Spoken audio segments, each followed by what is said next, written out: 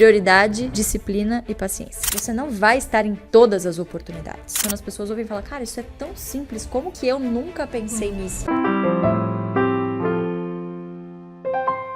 O Luiz Barsi é o maior investidor pessoa física da Bolsa hoje. A estratégia dele, lá atrás, que ele desenvolveu na década de 70, que inclusive foi compilada em 74, por aí, num estudo que chama Ações Garantem o Futuro, por isso o nome da empresa, é justamente você comprar boas ações de boas empresas, a bons preços, claro, e que paguem bons dividendos. O dividendo é o pilar para você conquistar a liberdade financeira no futuro, no longo prazo, claro, montando uma carteira previdenciária. Então, enquanto os colegas dele lá atrás, na década de 70 e até hoje, né, as pessoas veem a bolsa como um cassino, comprar na baixa, vender na alta, acabam fazendo o contrário, ele enxergava na bolsa uma forma de se aposentar. Então, assim, uma coisa muito pioneira para a época, ainda hoje, quando as pessoas ouvem falar, cara, isso é tão simples, como que eu nunca pensei nisso, né? Então, é uma metodologia muito simples, dá certo há 50 anos. Outras pessoas também que seguiram ao longo do tempo nessa caminhada também se deram muito bem. Nós três somos prova vivas disso. E desde 2019, aí, com Ações Garantem, levando esse legado aí adiante. Você, quando tá investindo em bolsa, tem que se conscientizar que você não vai estar em todas as oportunidades. Sim. Até porque você vai acabar pulverizando a sua carteira, não vai ver nem dividendo, nem rentabilidade. E é isso que as pessoas querem, né? Ver o resultado rápido. Ah, então vou pôr um punhadinho aqui, não sei o que vai dar certo, mas alguma coisa vai dar certo. 1000% de R$1 ainda é pouco. Então, se eu pudesse resumir a nossa estratégia hoje, eu acho que é você comprar muitas ações de poucas e boas empresas, pagando bons preços, e elas têm que pagar bons dividendos. O pilar de tudo isso é a renda. É a renda que vai pagar o seu boleto no futuro, né? E o futuro chega muito rápido. Então, quanto mais cedo a gente se preparar para isso, melhor. Então,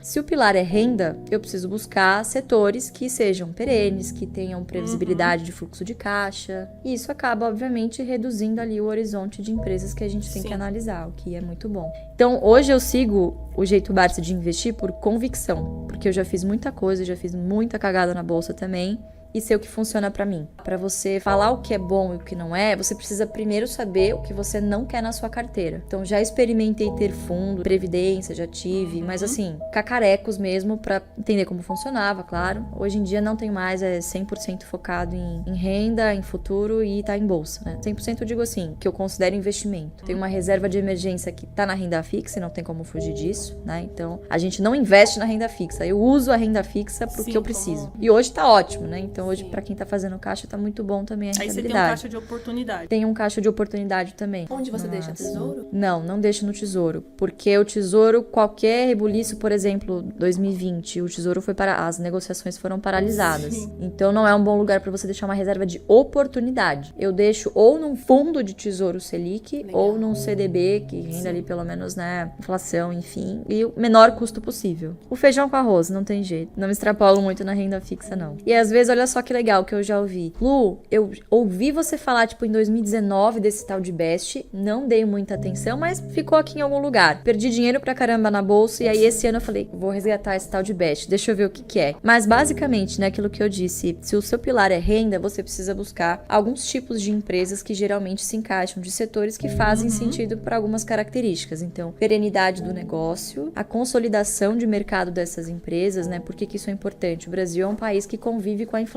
Isso é histórico. Então, empresas líderes dos seus mercados, elas conseguem ter uma vantagem de preço. Elas repassam no preço esse viés inflacionário. Claro que isso não acontece para e passo, não é, a inflação veio, amanhã ela corrige, não é assim que funciona, mas quando você olha em retrospectiva, em média, ao ano, essas empresas, a maioria das empresas da bolsa conseguiram repassar a inflação, superar a inflação, né? Porque são ativos reais. Mas o que às vezes as pessoas falham em entender é que 13% ao ano na bolsa é sobre uma base crescente se você está em boas empresas. Isso vai se compondo conforme você vai reinvestindo os dividendos. Então hoje, se eu olhar para trás e ver o histórico, se você comparar o preço que eu paguei em algumas posições que eu tenho versus o que elas me pagaram de dividendos, que é o que a gente chama de yield on cost, né, que é a rentabilidade do dividendo sobre o preço médio, o preço que você pagou, né? O quanto você desembolsou. Cara, eu tenho rentabilidade hoje, por exemplo, Braskem me pagou 40% ao ano, que é muito superior à renda fixa. E isso continua. Então, como eu tenho preços confortáveis, e se cair, poxa, eu tô disponível ali com os meus próprios dividendos, né? Com esse fluxo constante para reinvestir, então você fica mais tranquilo, né? Com esse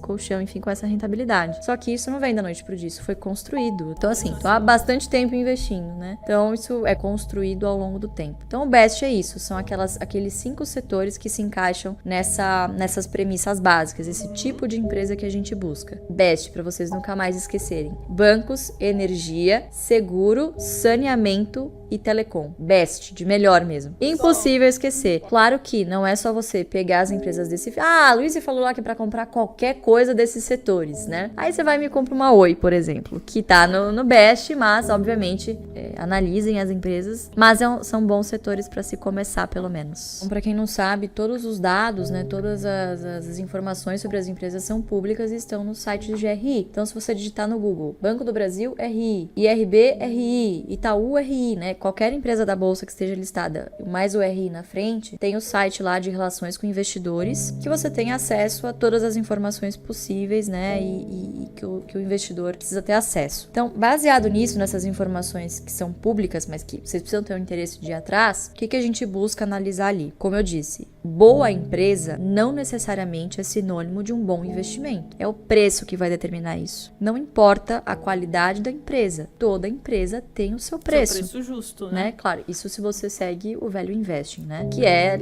a bíblia, né, dos investidores de longo prazo, né? Costuma ser. Então, pensando em preço, o que é muito importante para o investidor? Seria, assim, incabível dizer aqui para vocês, vocês trabalham, obviamente, vocês têm que acompanhar a bolsa todos os dias, toda hora, ficar ali obcecado, tentar comprar na mínima. Isso é impossível. Nem quem trabalha com o mercado consegue acertar ali o da mosca voando. Não dá, impossível. Então, a nossa preocupação foi, o que eu vou olhar para pelo menos não pagar caro por uma ação? Porque assim, se eu já sei que eu já não vou conseguir acertar o fundo, eu pelo menos preciso estabelecer ali o máximo que eu posso pagar por uma ação para eu receber ali alguma coisa que eu tô disposto. Então, qual foi o filtro que ele começou a usar? 6% ao ano só em dividendos. Às vezes as pessoas falam, putz, mas não é muito pouco, mas a gente tá falando só de dividendos. Lembrando que se o dividendo deriva do lucro e o lucro ao longo do tempo é corrigido por inflação, a gente tá falando de uma métrica real. Então, ele não é 100% comparável com uma Selic, por exemplo. Da Selic, você tira o IPCA e aí você tem a taxa de juros real. É com esse que a gente tem que comparar. No longo prazo, é isso que faz sentido. Então, 6% é o teto. É o mínimo que eu quero receber. Com esse mínimo que eu quero receber, o que eu faço? Eu vou lá no site do RI, eu vejo a média. Então, isso é muito fácil. Você vai somar os dividendos por ação em cada ano.